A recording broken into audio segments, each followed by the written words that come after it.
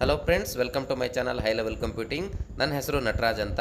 ಸ್ನೇಹಿತರೆ, ಇವತ್ತು ನಾನು ನಿಮಗೆ ಶರಾವತಿ ನದಿಗೆ ಅಡ್ಡಲಾಗಿ ಕಟ್ಟಿರೋ ಲಿಂಗನಮಕ್ಕಿ ಡ್ಯಾಮ್ನಿಂದ ಮುಳುಗಡೆ ಆಗಿರುವಂಥ ಅದೆಷ್ಟೋ ಪ್ರದೇಶಗಳಿಗೆ ಸಂಪರ್ಕ ವ್ಯವಸ್ಥೆಯನ್ನು ಕಲ್ಪಿಸುವಂತಹ ಈ ಲಾಂಚನ್ನು ತೋರಿಸಲಿಕ್ಕೆ ನಿಮಗೆ ಬಂದಿದ್ದೀನಿ. ಲಿಂಗನಮಕ್ಕಿ ಡ್ಯಾಮ್ ಕಟ್ಟಿದ ನಂತರ ಅದೆಷ್ಟೋ ಊರುಗಳು ಸಂಪರ್ಕವನ್ನು ಕಳ್ಕೊಂಡು ಬಿಡ್ತವೆ. ಹಾಗೆ ಬಹಳಷ್ಟು ಊರುಗಳು ನೀರಲ್ಲಿ ಮುಳುಗಿ ಕೂಡ ಹೋಗ್ತವೆ. ಈಗ ಏನು ಊರುಗಳು ನೀರಿನ ಮೇಲ್ಗಡೆ ಇದ್ದಾವೆ ಅವೆಲ್ಲ ಒಂಥರ ದ್ವೀಪಗಳ ಹಾಗೆ ನಡುಗಡ್ಡೆಗಳಾಗಿ ಉಳ್ಕೊಂಡು ಬಿಟ್ಟಿದ್ದಾವೆ. ಬಹಳಷ್ಟು ಜನರು ಅಲ್ಲಿ ಕೂಡ ವಾಸ ಮಾಡ್ತಾರೆ. ಆ ಪ್ರದೇಶಗಳಲ್ಲಿರೋ ಜನರೆಲ್ಲ ಅದೆಷ್ಟೋ ಊರುಗಳಿಗೆ ಟ್ರಾವೆಲ್ ಮಾಡಲೇಬೇಕಾದಂತಹ ಅನಿವಾರ್ಯತೆ ಇರುತ್ತೆ. ಮೊದಲೆಲ್ಲ ಕೇವಲ 5-6 ಕಿಲೋಮೀಟರ್ನಲ್ಲಿ ಹೋಗಿ ಬಂದು ಮಾಡುವಂತಹ ಊರುಗಳೆಲ್ಲ ಒಂದು ಸಲ ಡ್ಯಾಮ್ ಆದ ನಂತರ ಮಧ್ಯ ನೀರು ತುಂಬಿಕೊಂಡು 50-60 ಕಿಲೋಮೀಟರ್ಗಳಷ್ಟು ದೂರ ಆಗಿಬಿಟ್ಟಿದ್ದಾವೆ. ಅಂದರೆ ಆ ಊರುಗಳಿಗೆಲ್ಲ ಹೋಗಬೇಕು ಅಂತಂದರೆ ಸುತ್ತ ಹಾಕಿ 50-60 ಕಿಲೋಮೀಟರ್ ಟ್ರಾವೆಲ್ ಮಾಡಿನೇ ಹೋಗಬೇಕಾಗತ್ತೆ. ಸೊ ಈ ಥರ ಇರಬೇಕಾದ್ರೆ ಇಲ್ಲಿ ಲಾಂಚ್ಗಳ ವ್ಯವಸ್ಥೆಯನ್ನು ಕಲ್ಪಿಸಿದ್ದಾರೆ. ಇದು ಬಹಳಷ್ಟು ವರ್ಷದಿಂದ ನಡೀತಾ ಇದೆ. ಈಗ ನಾವಿಲ್ಲಿ ಹಸಿರುಮಕ್ಕಿ ಲಾಂಚ್ ಏರಿಯಾದಲ್ಲಿ ಇದ್ದೀವಿ. ಅಂದರೆ ಈಗ ನಾವು ನಿಟ್ಟೂರು ಕಡೆಯಿಂದ ಸಾಗರಕ್ಕೆ ಹೋಗ್ತಾ ಇದ್ದೀವಿ. ಮಧ್ಯೆ ನಮಗೆ ಈ ಹಸಿರುಮಕ್ಕಿ ಅನ್ನೋ ಊರು ಸಿಗುತ್ತೆ. ಇಲ್ಲಿ ಈ ಬಾರ್ಜ್ ವ್ಯವಸ್ಥೆಯನ್ನು ಮಾಡಿದ್ದಾರೆ. ಈ ಬಾರ್ಜ್ನಲ್ಲಿ ಕೇವಲ ಮನುಷ್ಯರನ್ನು ಮಾತ್ರ ಅಲ್ಲದೆ ಭಾರಿ ಪ್ರಮಾಣದ ವಾಹನಗಳನ್ನು ಕೂಡ ಆರಾಮಾಗಿ ಒಂದು ಕಡೆಯಿಂದ ಇನ್ನೊಂದು ಕಡೆ ತಗೊಂಡು ಹೋಗಬಹುದು. ಈ ಲಾಂಚ್ ವ್ಯವಸ್ಥೆ ಸ್ಟಾರ್ಟ್ ಆಗಿರೋದು ಎಲ್ಲರಿಗೂ ಗೊತ್ತು. ಆದರೆ ಅದರ ಬಗ್ಗೆ ಇವತ್ತು ಯಾಕೆ ವಿಡಿಯೋ ಮಾಡ್ತಾ ಇದ್ದಾರೆ ಅಂತ ನೀವು ಅಂದ್ಕೊಳ್ಳೋದಾದರೆ ಅದಕ್ಕೂ ಕೂಡ ಒಂದು ಕಾರಣ ಇದೆ.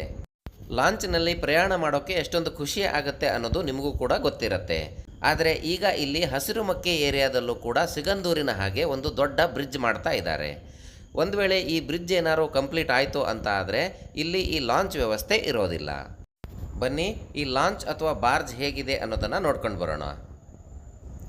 ನೋಡಿ, ನಾವಿಲ್ಲಿ ಇದರ ಹಿಂದ್ಗಡೆ ಕೂಡ ಬರಬಹುದು. ಇಲ್ಲಿ ಇಷ್ಟೊಂದು ಜಾಗ ಇರುತ್ತೆ. ಅಂದರೆ ವೆಹಿಕಲ್ಗಳನ್ನು ಮುಂದೆ ಪಾರ್ಕ್ ಮಾಡಿಕೊಂಡು ಹಿಂದೆ ಬಂದು ಕುತ್ಕೊಳ್ಳುವಷ್ಟು ಜಾಗ ಇದರಲ್ಲಿ ಇರುತ್ತೆ. ಹಾಗೆ ನಾವು ಇದರಲ್ಲಿ ಮೇಲ್ ಕೂಡ ಹತ್ತಿ ಹೋಗಬಹುದು. ಇಲ್ಲಿ ಏಣಿ ವ್ಯವಸ್ಥೆಯನ್ನು ಕೂಡ ಮಾಡಿದ್ದಾರೆ.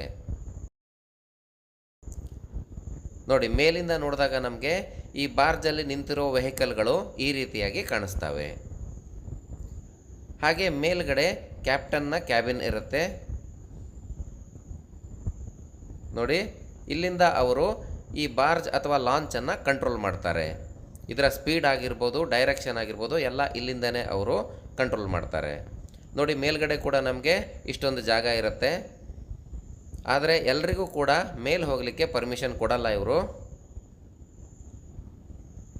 ಈಗ ನೋಡಿ, ಈ ಬಾರ್ಜು ಅಥವಾ ಲಾಂಚು ಸ್ಟಾರ್ಟ್ ಆಗ್ತಾ ಇದೆ. ಇವರಿಲ್ಲಿ ಈಗ ಚೈನನ್ನು ಎಳೆದು ಪ್ಲ್ಯಾಟ್ಫಾರ್ಮನ್ನು ಮೇಲಕ್ಕೆ ಎತ್ತಾ ಇದ್ದಾರೆ. ನೋಡಿ, ಈಗ ಬಾರ್ಜು ನೆಲವನ್ನು ಬಿಟ್ಟು ಸಂಪೂರ್ಣ ನೀರಲ್ಲಿ ಬಂದಿದೆ.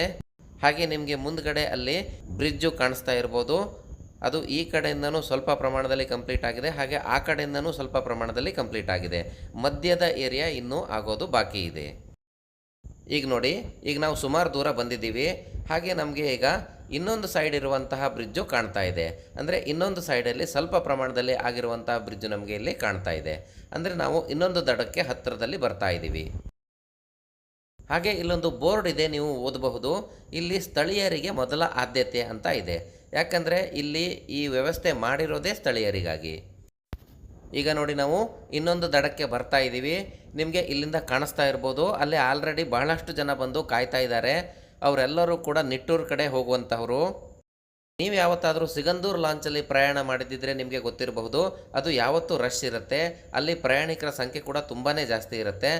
ಆದರೆ ಈ ಹಸಿರುಮಕ್ಕಿ ಏರಿಯಾದಲ್ಲಿ ಅಷ್ಟೊಂದು ಪ್ರಯಾಣಿಕರು ಅಥವಾ ದಟ್ಟಣೆ ಇರೋದಿಲ್ಲ. ನೀವು ಸಿದ್ದಾಪುರ ಅಥವಾ ಸಾಗರದಿಂದ ಕೊಡಚಾದ್ರಿ ಕಡೆಗೆ ಪ್ರಯಾಣ ಮಾಡಬೇಕು ಅಂತ ಆದರೆ ನೀವು ಈ ಹಸಿರುಮಕ್ಕಿ ರೂಟನ್ನು ಸೆಲೆಕ್ಟ್ ಮಾಡಿಕೊಂಡ್ರೆ ತುಂಬ ಒಳ್ಳೆಯದು. ಯಾಕಂದರೆ ಈ ರೂಟೇ ತುಂಬ ಹತ್ತಿರ ಆಗುವಂತಹ ರೂಟು.